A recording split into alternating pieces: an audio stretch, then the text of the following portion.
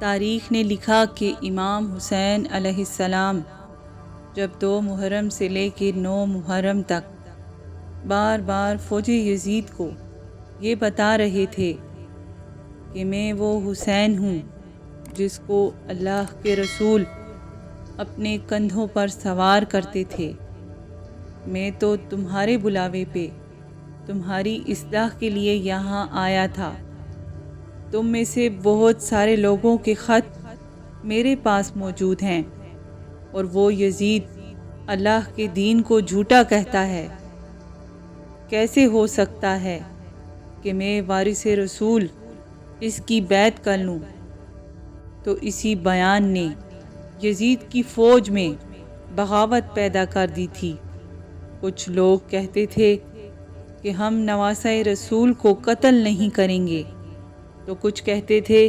کہ یزید کا حکم مانیں تو یزید ہماری جھولیاں سونے سے بھر دے گا۔ یہ خبر حارث ابن عبداللہ یزید اور ابن زیاد کے پاس لے کے گیا، تو اس نے ایک خط لکھا۔ اس خط میں لکھا تھا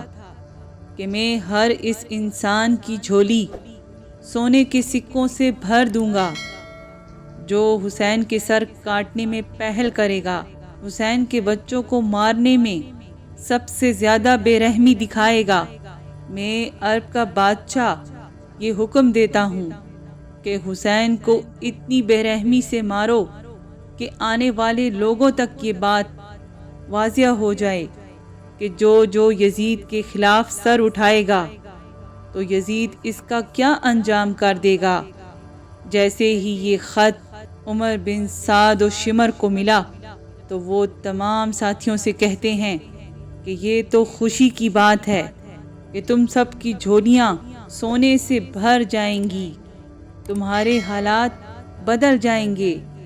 تمہاری زندگی بدل جائے گی۔ بس جیسے ہی 9 محرم ختم ہوئی تو تمام یزید کے ساتھی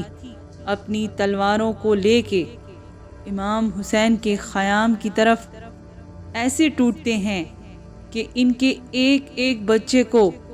شہید کر دیتے ہیں، بے جرم و خطا آل محمد کو شہید کر دیتے ہیں، اور مظلوم امام حسین کے سر کو کاٹ کر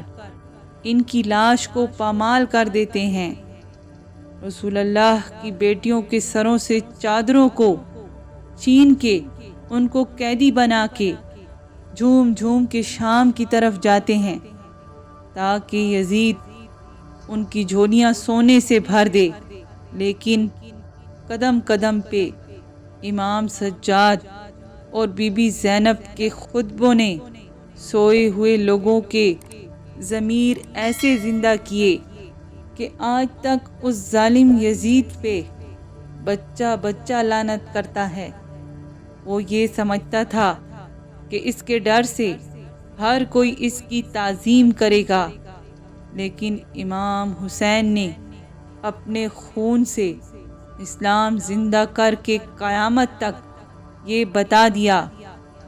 کہ مظلوم کبھی ہارتا نہیں اور ظالم کبھی جیتا نہیں،